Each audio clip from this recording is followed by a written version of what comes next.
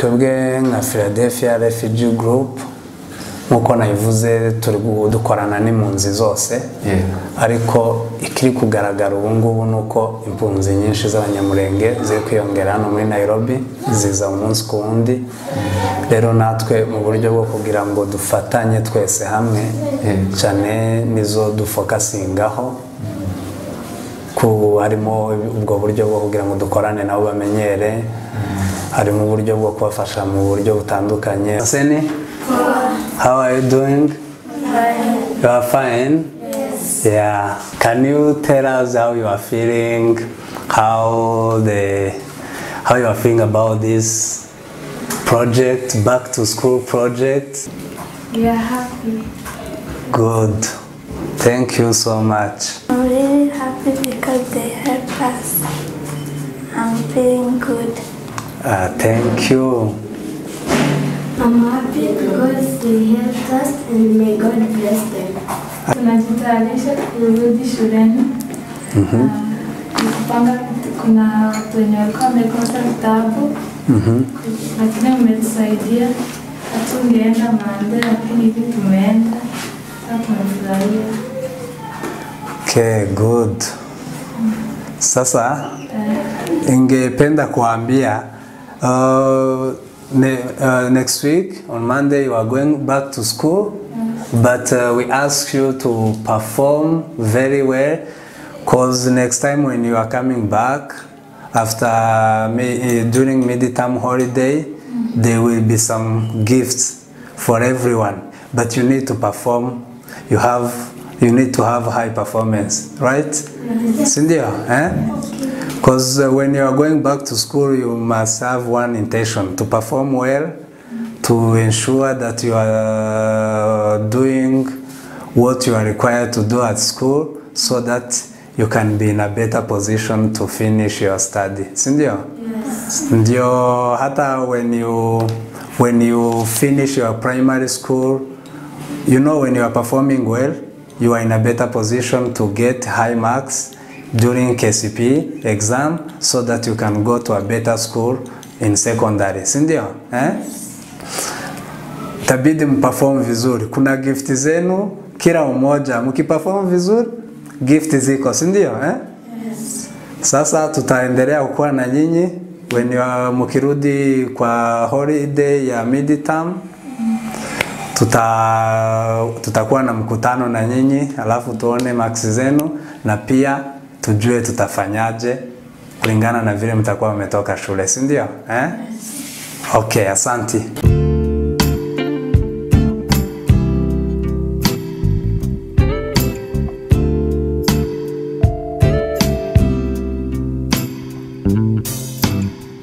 Inshuti bakunzi ba Metos TV twongeye kubasuhuza tubaha ikaze aho muherereye ku isi hose, abari muri Kenya hano turi nyirizina, abari muri Amerika, Australia ndetse n'ahandi hose tubahaye mwiriwe, abandi mwaramutse. Nkuko musanzwe mubimenyereye rero njye kuri microphone ni Obed Fils Mutaro. Uyu munsi rero twasuye abantu bari buze kutwibwira ku buryo burambuye. Nkuko mubibona kuri kamera zacu hariho umupapa cyangwa se umusore araza kutwibwira tubwire niba yubatse, ariko ndakeka tubatse nkuko ndi kubona ahantu nta kantu kakamenyetso akita impeta akariho kabisa. Yego, nta kariho. Hanyuma rero muraza gutangira mutwibwira nkuko tubasanze aha ngaha, tubasanze mu gikorwa cyitwa Back to School Project. Muri buze kudusobanura byinshi kuri ico gikorwa, hanyuma muze kutubwira nyirizina muri bande mukora iki, mwatangira mwibwira abadukurikiranye. Okay, murakoze cyane. Je ku mazina nitwa Kimararungu Kado. Nko mje musanga ngaha ku office ya Philadelphia Refugee Group, dumwe mu bakozi babo. Yeah. Philadelphia Refugee Group. Ndi kumva harimo ijambo refugee. Uri buze kudusobanurira Philadelphia byanga byakunda Philadelphia Refugee Group ni association, ni company cyangwa se ni umushinga ufite aho ubogamiye swate ku mpunzi nkuko harimo ijambo refugee uraza kubidusobanurira hanyuma uwumva Philadelphia Refugee Group Philadelphia ubusanzwe Philadelphia ni iki? Okay, Philadelphia Refugee Group ni umushinga iyo bakunze kwita non-profit organization idakorera inyungu nk'amakampani. Philadelphia nk'uko byumva Philadelphia Refugee Group ni umushinga cyane ufasha impunzi ziva mu bihugu bitandukanye harimo ziva muri Congo, mu Rwanda, mu Burundi, muri Somali, muri Ethiopia and South Sudan. Dukora nyine ibikorwa by'ubufasha bitandukanye. Yego. Nkuko bashe kubidusobanurira Philadelphia ati ni umushinga ufasha impunzi zitandukanye ukora ibikorwa bitandukanye. Uyu munsi twabasanze mu gikorwa mwise Back to School Project. Igikorwa cyateguriwe abanyeshuri bashaka gusubira ku ishuri. Ese icyo gikorwa mwagitekereje gute? Ese kuri uyu munsi kuba mwakigezeho ni uratubwira mu ncamake ni gute cyateguwe, si intego yacyo ni iyihe kuri mwebwe, niba ari imwe muri mu ntego zanyu nabyo uraza kubitubwira. Iki gikorwa cy'uyu munsi mwagiteguye gute? Nk'uko uyu munsi mwaje musanga turi mu gikorwa cya Back to School Project, ni imwe mu activities dufite muri uyu mushinga dukoreramo, ariko hariho n'andi activity menshi, gusa iyi ngiyo ikorana n'abanyeshuri kuko ubu ngubu bari muri holiday mu kiruhuko, ariko bafite gusubira muri iki cyumweru kiza, niyo mpamvu waje usanga hari abanyeshuri benshi barimo barafata ibikoresho. Nageze aha ngaha tuhasanga abanyeshuri, abana benshi bari kumwe n'ababyeyi. Ndibaza ntese ni iki mushingiraho mufata, ni izihe criteria mushingiraho mufasha abanyeshuri? Nk'uko bivuze muri refugee communities hariho ni benshi, ariko bose nubwo tudafite bose kubafasha, niyo mpamvu hari ibyo tugenderaho kugira ngo tubashe kugira abo dufata. Mu byo tugenderaho icya mbere twavuga yuko abatishoboye byo bakunze kwita vulnerability. Ikindi agomba kuba ari umunyeshuri uri ready ugiye gusubira ku ishuri, noneho twe tukabafasha kubahereza school materials kugira babe basubira ku ishuri. Wenda bamwe bitabagoye kuko cyane ababyeyi bamwe hari igihe bibagoriye abana barimo barasubira ku ishuri, ugasanga birabagoye gushakisha ibikoresho, ariko mu mbaraga zacu dufite cyangwa se ubushobozi bwacu tubukoresha kugira ngo dufashe bamwe basubire ku ishuri babashe kwiga neza. Yego, murakoze cyane. Philadelphia Refugee Group ni umwe mu mishinga bigaragara ko imaze kugeraho igera. Ese umuntu yakwibaza yatangiye ryari, nkuko ifite ibikorwa byinshi muri buze kudusobanurira, yaba yaratangiye ryari? Kuri uyu munsi kuba mugeze ku rwego rwo kuba mwafasha abanyeshuri mukabaha ibikoresho ni intambwe nziza kandi ishimishije. Urugendo rwa Philadelphia kuva itangiye kugeza uyu munsi, kuri uyu munsi kuba mugeze ku rwego rwo kuba mwafasha abanyeshuri mukabaha ibikoresho ni intambwe nziza kandi ishimishije. Urugendo rwa Philadelphia kuva itangiye kugeza uyu munsi, ese yaba yaratangiye ryari? Philadelphia Refugee Group imaze igihe kinini yaratangiye, imyaka irenga 10. Yatangiye mu mwaka wa 2009, gusa icyo gihe yatangiye ari nka ministeri ikora ibintu bya evangelism, gusa nyuma tuza kuyihindura nibwo twayihinduye iba group, harimo evangelism, harimo ibintu bya sport and culture. Nyuma tuza kuyihindura noneho tuyigira organization ikorana nanone n'abantu batishoboye, ndetse ikorana n'ingeri nyinshi zitandukanye muri society kugira ngo twiteze imbere. Yego.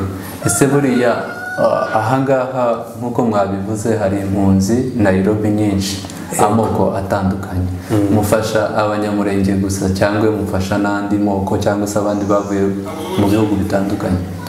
Okay, Philadelphia Refugee Group nk'uko natangiye mbivuga ntabwo dukorana n'ubwoko runaka, ahubwo no mu izina ryayo yonyine Philadelphia Refugee Group ikorana n'impunzi zose. Nk'uko nayivuze hari impunzi ziva muri Congo, mu Rwanda, mu Burundi, mu Bugande, Somalia, Ethiopia and South Sudan, zose turakorana kuko ni benshi batuye hano muri Nairobi. Yeah. uretse hano Nairobi hari ofisi yanyu, hari ahandi hantu hari icyicaro gikuru cya Philadelphia cyangwa n'ahangaha? Okay, ofisi n'ahangaha iri, ariko abo cyane izo community zose akenshi nitwe tuzigeraho dukoranye partnership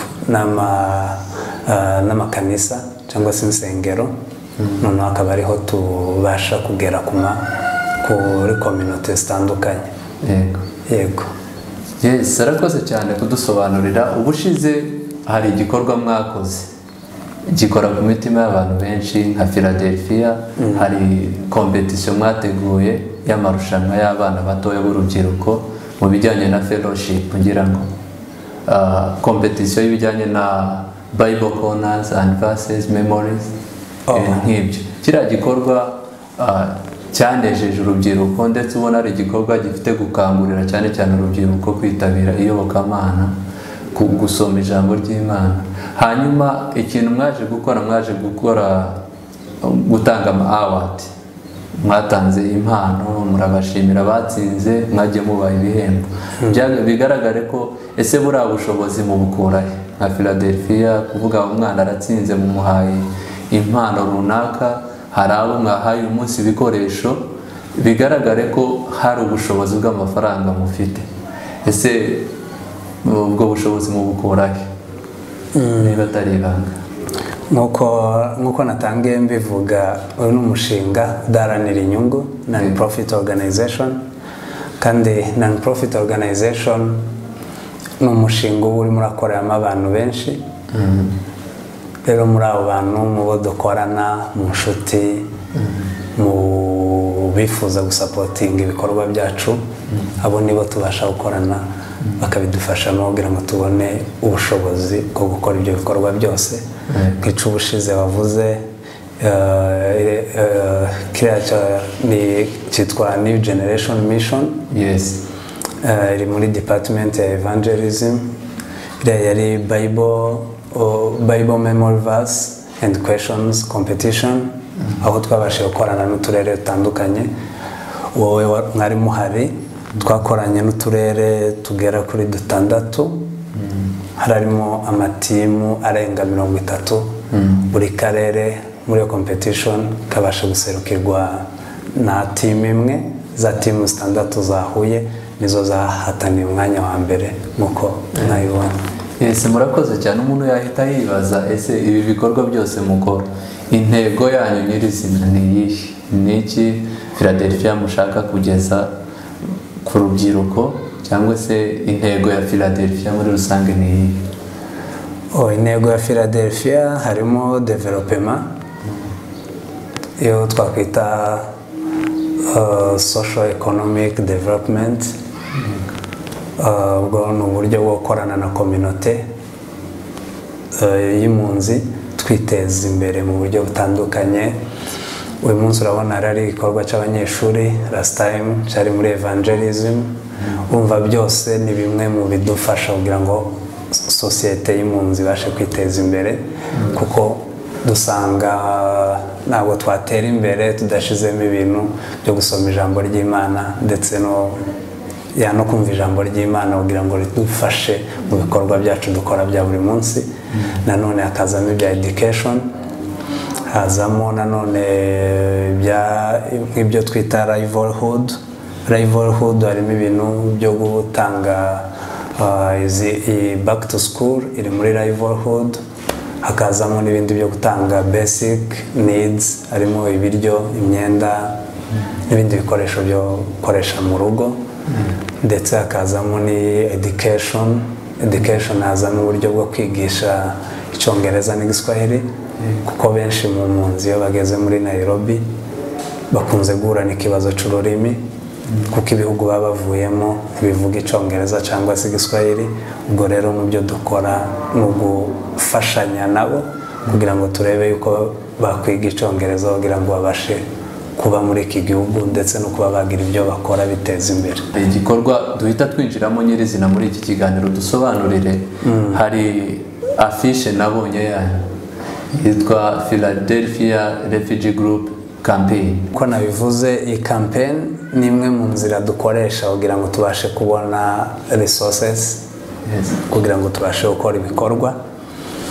Waravuze ati ni $1 campaign, but ni igikorwa twashizemo guhera ku $1 kugeza ku $5 cyangwa se mu mashiringi y'amanyakenya, aho $1 rifite riri equivalent to 100 Kenya shilling.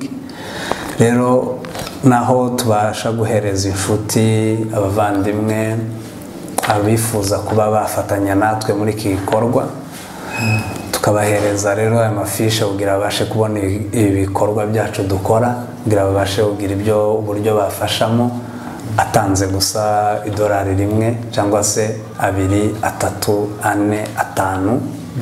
Niho rero tubasha gukora ubushobozi kugira ngo tubashe gukora ibikorwa byose.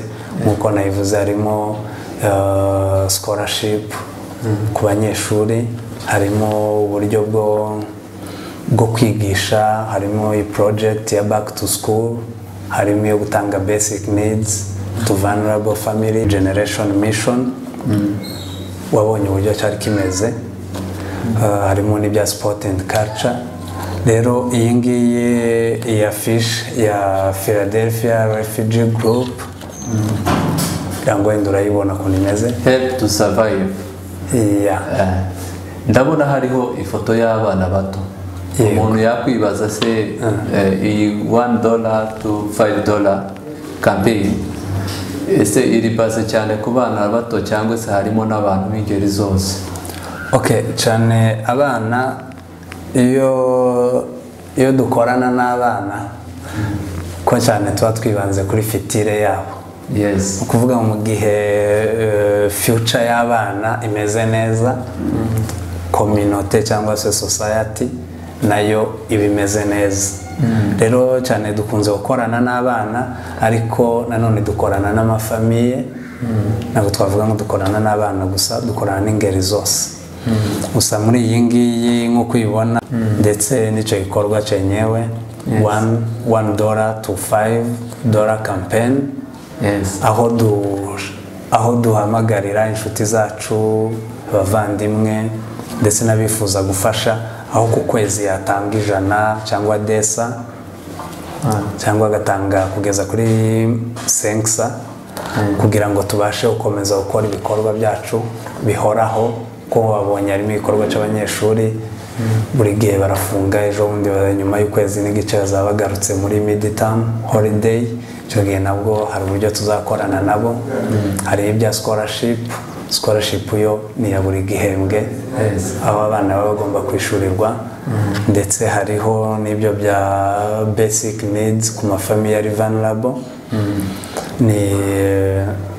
Icyo ni igikorwa cya buri cyumweru, kuko niba umuntu ariye kino cyumweru afashe ibiryo, ni ukuvuga ngo ikindi cyumweru tubivuga yuko atazajya. Rero icyo twabashije kugikora mu buryo igomba kuba buri cyumweru, kugira ngo zo famiye nyine tubashe gukorana nazo mu buryo bwo kubafasha. Cyane yuko harimo haraza n'impunzi nshasha zikomeza kuza ziyongera, inyinshi muri zo nizizi ururimi, nizizi igihugu, ku buryo bibagora kugira ngo bagire icyo bakora muri iki gihugu.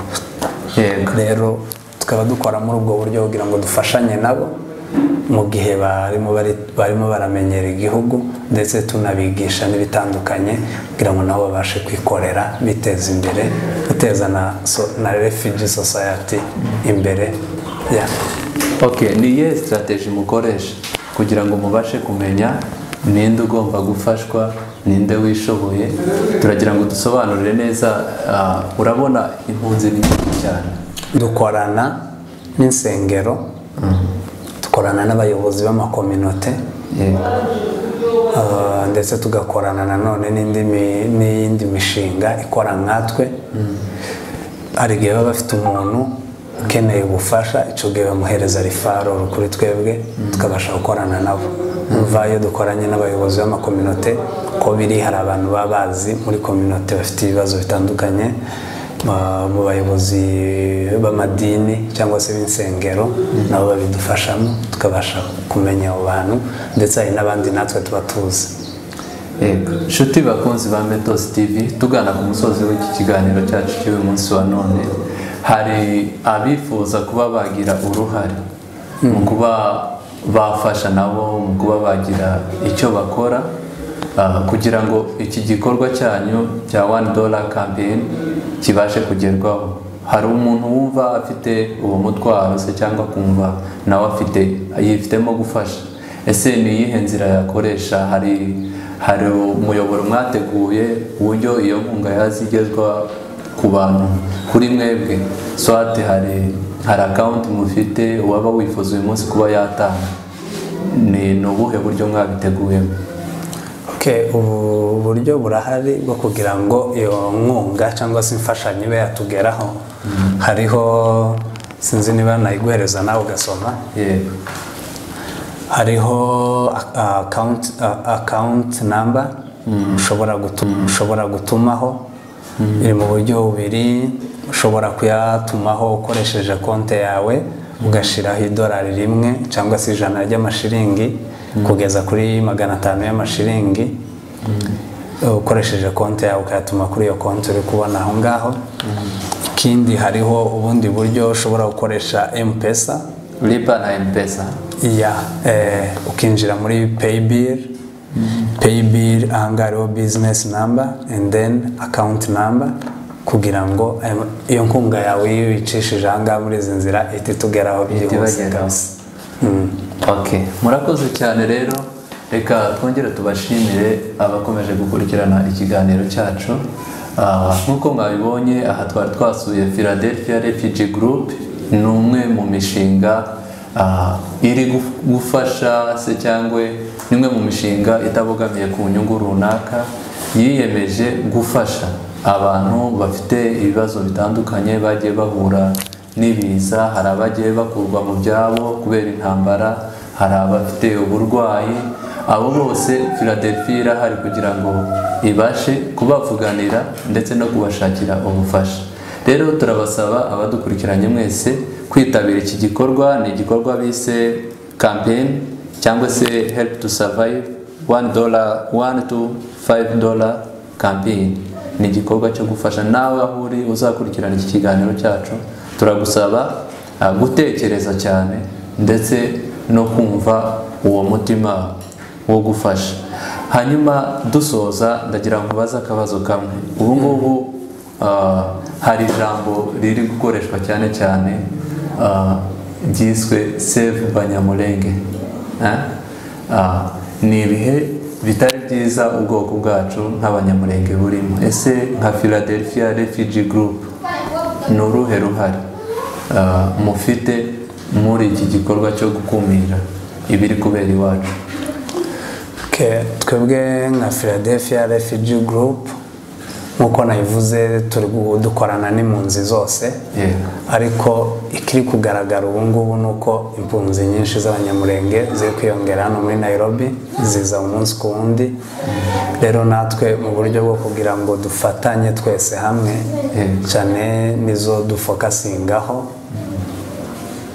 harimo ubwo buryo bwo kugira ngo dukorane nabo bamenyere, harimo uburyo bwo kubafasha mu buryo butandukanye, harimo ubu bw'ishuri, ndetse tunabahereza na orientation y'uburyo abana babo bashobora kuja ku ishuri.